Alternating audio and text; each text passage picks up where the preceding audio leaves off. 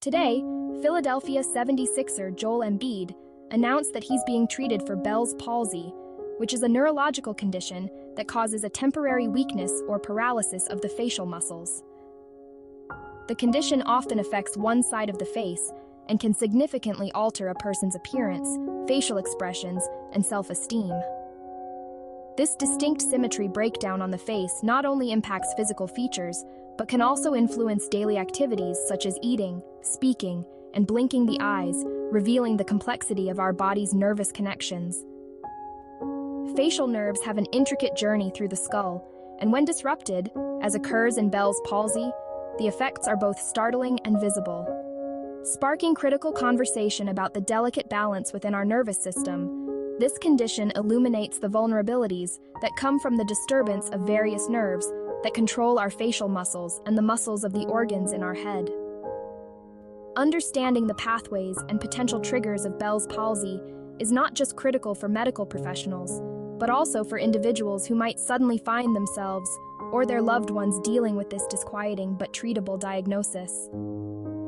So you will want to share this video with friends and family who have been vaccinated, especially those who have received vaccines that either induce the production of viruses, such as the COVID vaccines, or those that introduce live attenuated virus into the body for an immune response, such as some influenza vaccines.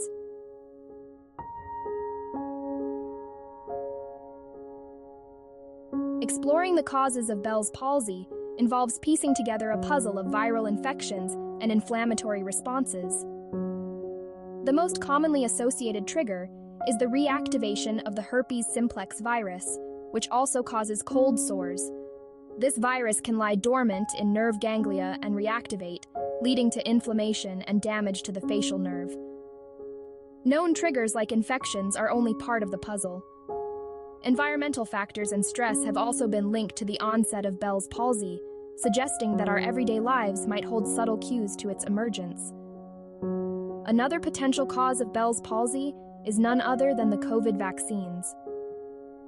An April 2023 published study in JAMA, Otolaryngally Head Neck Surgery, concluded that SARS-CoV-2 vaccine recipients, both mRNA and viral vector, had a significantly increased chance of developing Bell's palsy versus placebo. Also in April 2023, MedPage published an article declaring that Bell's palsy occurred more frequently with COVID vaccines. But SARS-CoV-2 infection tripled the risk of Bell's palsy. In fact, as more and more people have taken the vaccine, the relationship between COVID vaccines and Bell's palsy has become quite apparent. Though very private about his vaccination status, it has been disclosed that Joel Embiid was both vaccinated and boosted.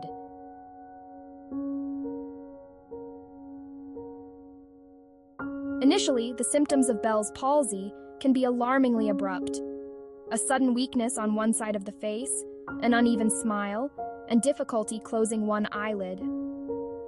However, beyond these visible signs, there are lesser-known symptoms, such as a decreased ability to taste, ear pain, and increased sensitivity to sound on the affected side. The facial droop and other symptoms not only alter one's appearance, but can profoundly affect emotional well-being and social interactions. Recognizing these signs early is crucial as it significantly influences the effectiveness of treatment and the speed of recovery.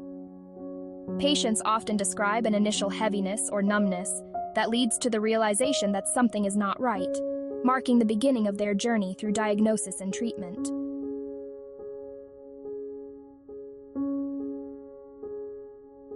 Diagnosing Bell's palsy is primarily based on clinical examination. Doctors must rule out other more serious conditions, such as strokes or brain tumors. A detailed medical history and physical exam, focusing on facial symmetry, provide the initial clues. In ambiguous cases, imaging studies like MRI or CT scans and electrophysiological tests are employed to confirm the diagnosis and assess the extent of nerve involvement. The process of diagnosis not only helps in confirming Bell's palsy, but also in planning appropriate and immediate treatment strategies, which are vital to enhancing nerve recovery and reducing long-term impacts. The individual's journey through these diagnostic pathways underscores the importance of timely medical evaluation and the adaptation of treatment to each unique case of Bell's palsy.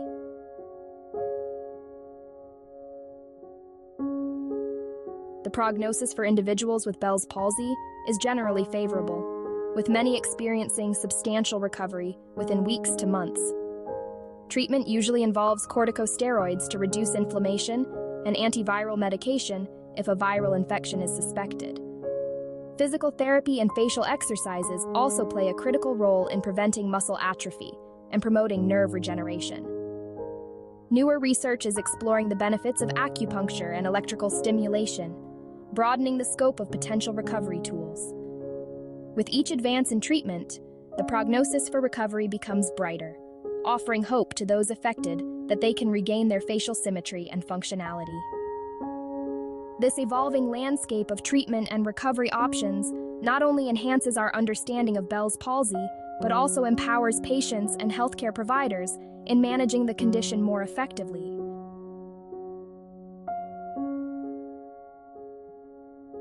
Living with Bell's palsy extends beyond physical symptoms and medical treatments.